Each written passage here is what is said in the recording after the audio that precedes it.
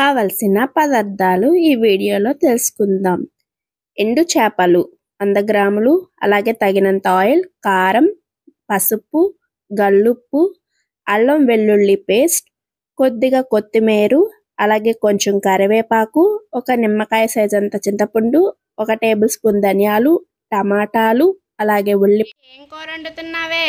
మీ నాయనమ్మ నేర్పించింది మంచి కూర వండుతున్నా. అయితే రెడీ చేద్దాం. ఓకే, మనమైతే లేట్ చేయకుండా స్టవ్ అయితే ఆన్ చేసుకుని స్టవ్ పై అయితే దాకైతే ఉంచేసుకున్నాము. ఇప్పుడు దాకా అనేది వేడయింది. మా అమ్మ ఆయిల్ అనేది కొంచెం ఎక్కువగానే వేస్తుంది, ఎందుకంటే ఒక 4 టేబుల్ స్పూన్ల ఆయిల్ అయితే వేస్తుంది. ఎందుకంటే మనకి నీచు కూర అన్నప్పుడు చేపలు మనకి స్మెల్ అనేది వస్తుంది, కాబట్టి మనం ఎంత క్లీన్ చేసినా ఆ టైంలో అలా రాకోకుండా ఉండడానికి కొంచెం నాన్ వెజ్ అంటే మనం ఆయిల్ అనేది ఎక్కువ వేసుకోవడం వల్ల బాగా టేస్ట్ అయితే ఉంటుంది. ఇప్పుడు మా అమ్మ అయితే మేము ఎండు చేపలను అయితే మీకు క్లీన్ చేయడం చూపించలేదు, సో అందరికీ నార్మల్గా తెలిసిందే. సో మా నాయనమ్మ అయితే నేర్పించిందంట, చాలా బాగుంటుంది. ముక్కలుగా అయితే కట్ చేసుకొని క్లీన్ చేసి అయితే మేమైతే పక్కన అయితే పెట్టుకున్నాం అనమాట. ఇప్పుడు ఆయిల్ అనేది హీట్ అయిన తర్వాత ఆ ఎండు చేప ముక్కలు అనేది ఇందులో వేసుకొని ఆయిల్లో అనేది ఫ్రై చేసుకోవాలి. ఇలా ఫ్రై చేసుకోవడం వల్ల మనకి చాలా టేస్టీగా అయితే ఉంటుంది. చాలా మందికి తెలిసిందే, కొంచెం చింతపండు కూడా నానేసాం. సో మనకి ఇంతలోకి ఏమైందంటే చేపలు అనేవి బాగా ఫ్రై అయిపోయాయి అనమాట.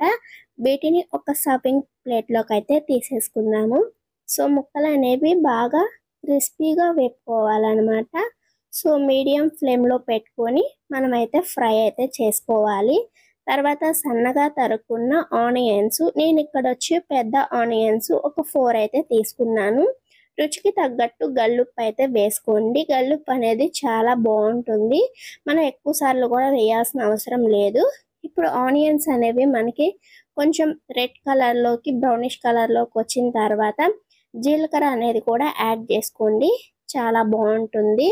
సో మనం ఇవన్నీ వేసుకున్న తర్వాత ఒకసారి అయితే కలిపేసుకుందాము.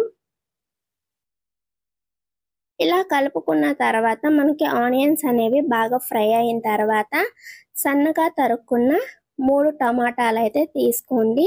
మరి ఎక్కువ టమాటాలు అనేవి తీసుకోవడం వల్ల కర్రీ అనేది చాలా తీయగా అయిపోతుంది.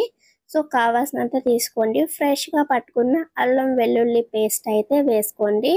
వీటి మొత్తాన్ని పచ్చివాసన పోయేంత వరకు ఫ్రై అయితే చేసుకుందాము.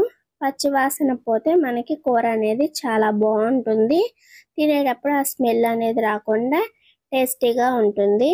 ఇప్పుడు మనకి ఒకసారి అయితే మూత వేసుకుందాము. ఇలా 2 మినిట్స్కి అయితే ఒకసారి వేసుకోండి. కొద్దిగా కరివేపాకు, అలాగే కొద్దిగా కొత్తిమీర అనేది కూడా యాడ్ చేసుకోండి. మీకు ఇష్టం లేకపోతే ఫస్టే తర్వాత లాస్ట్లో అయినా యాడ్ చేసుకోవచ్చు. ఫస్ట్ వేసుకోవడం వల్ల ఏంటంటే బాగుంటుంది, కర్రీకి చాలా వరకు ఫ్లేవర్ అనేది. మా అమ్మ ముందుగా అయితే వేసేసింది. ఇప్పుడు ఒక చిటికెడు పసుపు అయితే యాడ్ చేసుకుందాము, ఎందుకంటే మనకు ఆనియన్స్ టమాటాలు అన్నీ అయితే ప్రాపర్గా కుకింగ్ అయితే అయ్యింది కాబట్టి. ఇప్పుడు 2 టేబుల్ స్పూన్లన్నర అయితే 1 టేబుల్ స్పూన్లన్నర అయితే కారం అయితే వేసుకోండి. కారం అంటే మీ కారాన్ని బట్టి మీరు కారం అనేది యాడ్ చేసుకోండి. మనం ముందుగా అయితే ఒక చిన్న నిమ్మకాయ సైజ్ అంత చింతపండు అయితే నానబెట్టి పక్కన పెట్టాం కదా, ఇప్పుడు దాని పులుసు అయితే ఇందులో యాడ్ చేసుకుందాము. కూర అయితే చాలా బాగుంటుందండి. పాతకాలం వాళ్ళు చాలా బాగా చేసేవాళ్ళు, చాలా ఎక్కువ మసాలాలు కానీ ఏమైతే వేసేవాళ్ళు కాదు, చాలా తక్కువగా మనం ముందుగా వేయించి పెట్టుకున్న ఎండు చేప ముక్కలను కూడా ఇందులో వేసి బాగా అయితే కలుపుకోవాలి. ముందుగా ఎందుకు వేయకూడదంటే ముక్కలు అనేవి ఇరిగిపోతాయి కాబట్టి. మా అమ్మ అయితే చూపిస్తుంది. నా దగ్గరగా అయితే ఒక 3 మెంబర్స్కి అయితే బాగా సరిపోతుందండి, లేదంటే బాగా తినే వాళ్ళైతే ఒక 2 మెంబర్స్కి అయితే సరిపోతుంది. కూర ఆల్మోస్ట్ అయిపోయిందండి. ఇప్పుడు లాస్ట్లో ఒక టేబుల్ స్పూన్ ధనియా పౌడర్ అనేది కూడా యాడ్ చేసుకుందాము. సో దీన్ని కూడా ఒకసారి మొత్తంగా అయితే వేసుకుందాము. ధనియా పౌడర్ ఎందుకు లాస్ట్లో అనేది వేసుకున్నామంటే మనకి కూర అనేది చిక్కబడడానికి అన్నమాట. ఈ విషయం చాలా మందికి తెలిసే ఉంటుంది, తెలియని వారి కోసం ఇన్ఫర్మేషన్ అనేది చెప్పడం జరిగింది. సో మన టేస్టీ అయిన ఎండు చేపల కర్రీ అనేది రెడీ అయిపోయిందండి. చాలా అంటే చాలా బాగుంటుంది. ఇలాంటి మోర్ వీడియోస్ కోసం మా ఛానల్ని మర్చిపోకుండా సబ్స్క్రైబ్ చేసుకుని వీడియోస్ని అయితే లైక్ చేయండి. మీకు ఎలా అనిపించిందో కామెంట్ చేయండి. మరొక వీడియోతో మళ్ళీ టేస్టీ ఐటెంతో కలుద్దాం.